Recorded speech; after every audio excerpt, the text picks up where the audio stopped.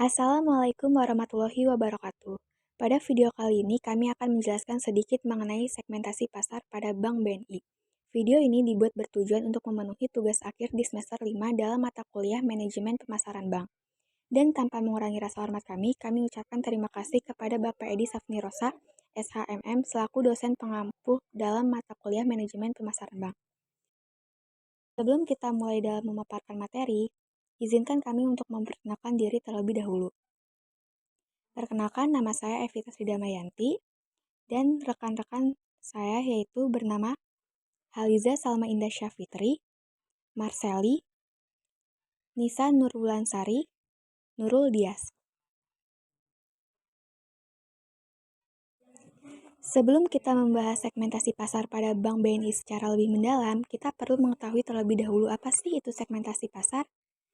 Segmentasi pasar adalah kegiatan membagi suatu pasar menjadi kelompok-kelompok berdasarkan kebutuhan, karakteristik, atau perilaku pembeli yang mungkin membutuhkan produk atau bauran pemasaran yang berbeda. Nah, kita sudah mengetahui apa itu segmentasi pasar.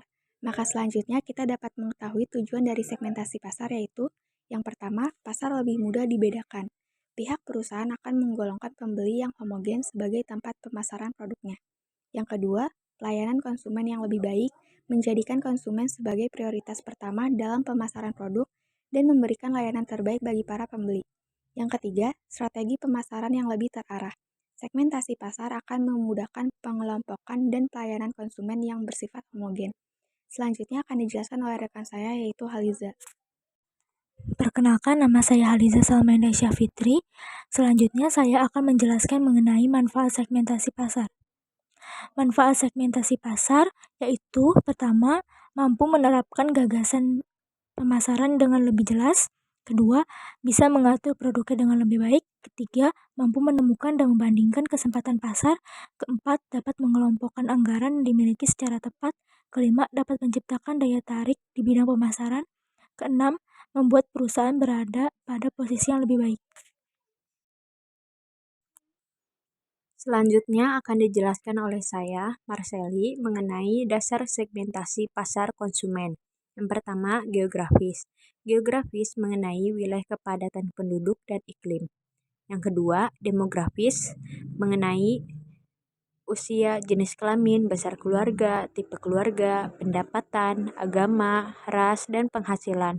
Yang ketiga, psikografis. Psikografis mengenai kelas sosial, gaya hidup, dan kepribadian. Yang keempat, behavioristis atau perilaku mengenai manfaat, produk yang dicari, tingkat pemakaian, kejadian, dan sikap. Lalu selanjutnya mengenai langkah-langkah segmentasi pasar. Yang pertama, segmentasi pasar.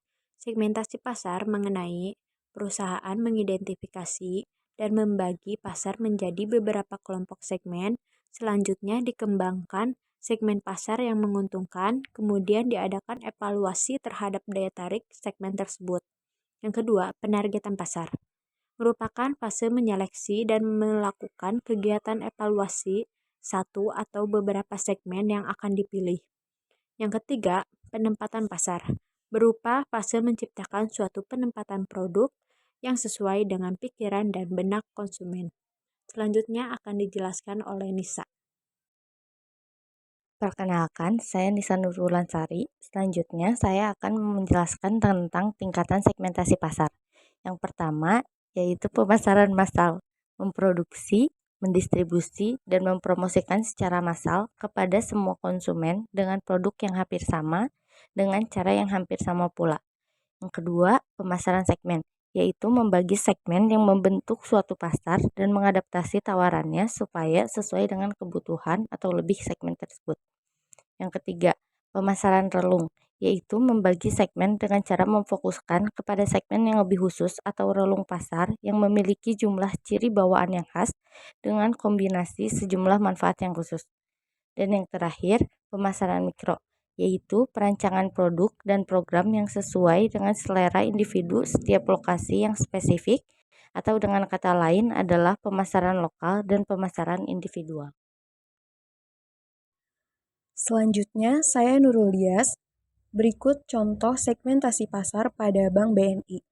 Yang pertama dapat dilihat dari segmentasi geografis. Bank BNI berfokus pada semua pasar di wilayah Indonesia, khususnya bagi perusahaan industri.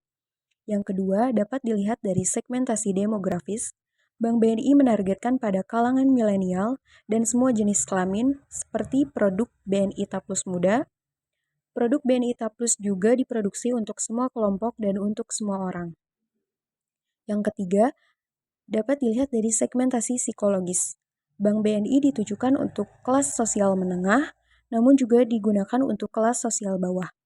Pada produk BNI Taplus Muda, setoran awal sebesar Rp100.000. BNI Taplus Jabodetabek, setoran awal sebesar Rp500.000. Dan BNI Taplus luar Jabodetabek, setoran awalannya Rp250.000. Serta BNI Taplus Bisnis, setoran awalnya sebesar Rp1.000.000. Yang terakhir dapat dilihat dari segmentasi behavioritis atau perilaku. BNI Taplus bertujuan untuk mengajarkan anak di usia dini atau remaja untuk menabung.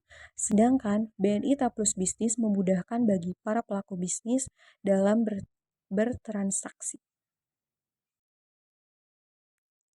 Mungkin cukup sekian penjelasan yang kami sampaikan. Untuk kurang dan lebihnya terkait materi yang kami sampaikan, semoga apa yang kami sampaikan dapat bermanfaat sebagai bahan pembelajaran. Wassalamualaikum warahmatullahi wabarakatuh.